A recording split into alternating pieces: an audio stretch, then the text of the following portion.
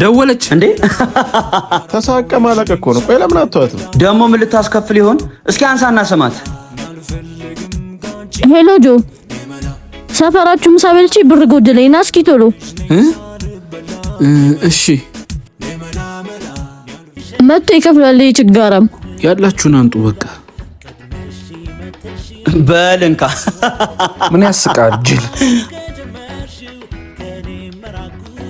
እንዴ ጆ ና አይ ተበላው። ሊያመልጥ ነበር። ክፈል በቃ እሺ። እኛ ምን ሄድበት ቦታ አለን? አረ የሁሉ መክፈል አልችልም፣ ገንዘብ የለኝም።